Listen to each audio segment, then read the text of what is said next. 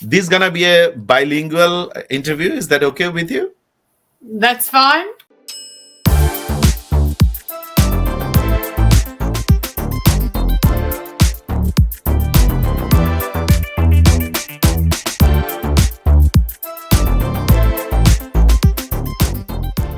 দর্শক আসসালামু আলাইকুম। আজকে নভেম্বরের 7 তারিখ 2023। আপনারা জানেন গত কয়েক মাস ধরে আমি CV cover letter soft skills কিছু টিপস নিয়ে একটা private one to one workshop করাই প্রতিদিন সকালে একজন বাংলাদেশি ভাই কিংবা বোনকে নিয়ে, বাংলাদেশে বা পৃথিবীর বিভিন্ন দেশ থেকে।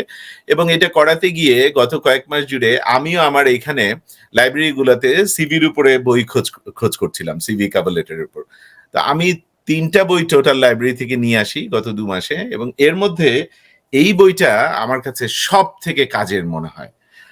Name of this book is how to write impressive CV cover letter by Tracy Whitmore. So এইটা আমি এত পছন্দ করি যে আমি এই বইটা শেষ করে এটা একটা কালেকশনে রাখার জন্য আমি এটা অ্যামাজনে একটা অর্ডার দিয়ে ফেলি।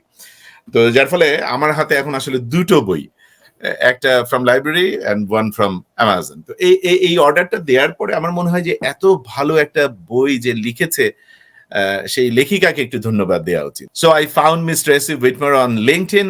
I thanked her and then and there within an hour she replied to me, and that is so nice of her. And then I came up with the proposal to be interviewed on our channel, mainly to share some tips for our audience on CV, on cover letter, on LinkedIn. And she said yes. So here you go, Miss Tracy Whitmore. Tracy, thank you so very much for your time and accepting my invitation. It's my pleasure. Nice to be here. Tracy, as we talked earlier, so I'd like to have some, say, 3 major tips about crafting a CV in a professional way. Okay. Well, I'm going to give you my top 3 tips today, Zia. Yes, please. So my first tip is really beware of the ATS. Now, for those who don't know what the ATS is, it's an applicant tracking system, which many big companies use in order to actually find or screen their candidates. Mm-hmm. So you have to be very wary of when you're writing your CV to make sure that your CV is ATS friendly. And I do cover this in quite a lot of detail in my book. So how do you make your CV ATS friendly? Yeah. So first of all, you need to make sure that you use lots of keywords throughout your CV. But it's not only using keywords that are relevant to you, it's keywords that are actually detailed in the job description or job specification. And you need to match these keywords exactly. So for example, if they say you need to be customer focused, you need to make sure you use the words customer focused rather than say customer centric. So even though they mean the same thing, the ATS will ignore it unless you absolutely mirror the word that is being used. Sure. So that is the one tip I give on ATS. The second tip on ATS is to make sure your formatting is ATS friendly as well. Now, what is an ATS friendly CV? It's really keep it simple.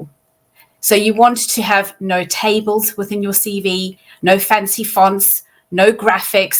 You really want it to be nice, plain and simple. It's fine to use some color. It's fine to use some bold, but you want to avoid tables, fancy fonts, and definitely don't use a graphic CV, which lots of people love to use because it looks nice, but it is not ATS friendly, and your CV won't even make it through the screening. So that is my first top tips here. Mm-hmm. ATS, beware of it. Okay, so my next one, obviously you have, believe it or not, just 7 seconds to impress once you actually get to your CV being viewed by a human. Yeah. So what do you do to make sure you impress? Mm-hmm. So first of all, you don't want your reader to work too hard. So have a nice headline at the top of your CV. So for example, if you're looking for a role, let's say as a product manager, make sure your headline matches that product manager.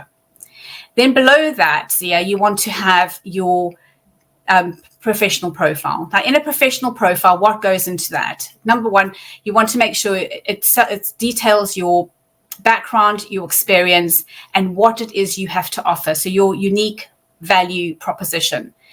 3 to 4 lines maximum. And that's just a nice summary of your skills, your background, and your experience.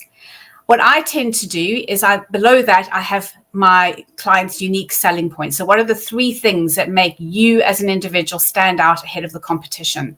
And you can expand on those really nicely. So, it could be something like maybe you're really good at revenue generation, or maybe it's got to do with brand proposition, or maybe you're really strong on the sales side. So it's just highlighting what you can bring to that company that will make you stand out ahead of the competition.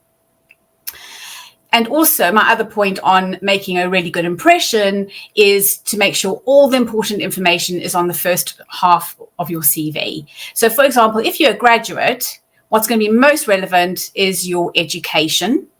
Whereas if you are someone who's more experienced with more than 2 years, what's going to be most important is your professional experience. So you want your most recent role to come on page 1 of your CV.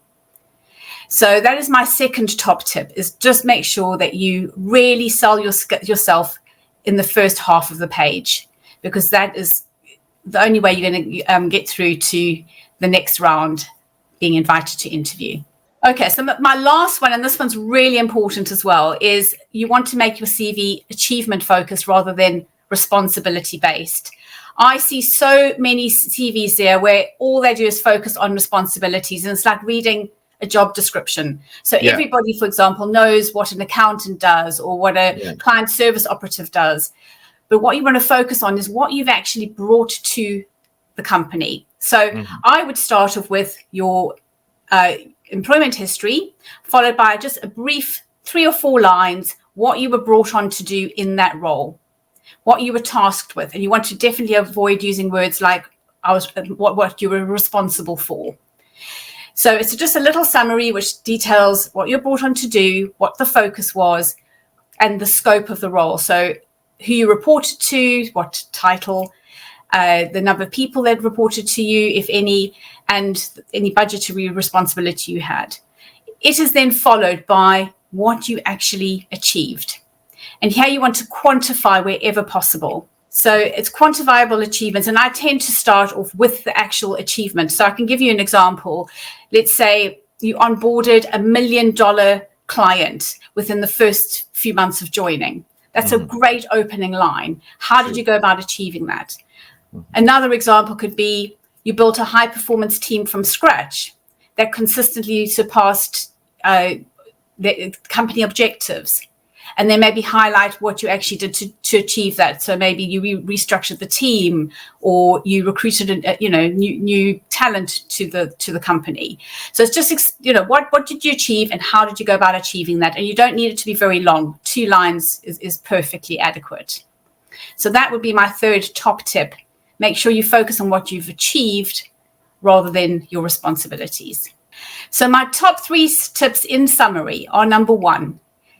Make sure your CV is ATS friendly. Yeah. Tip number 2, make sure that you grab the reader's attention in the first 7 seconds by having a really strong profile. And my third is to make sure your CV is achievement focused rather than responsibility based. I hope that is helpful. Thank you so very much, Tracy. I really look forward to welcoming you again on board with some other topic. Lovely. Well, it was a pleasure speaking to you today, Zia, and I hope this has been helpful to your listeners.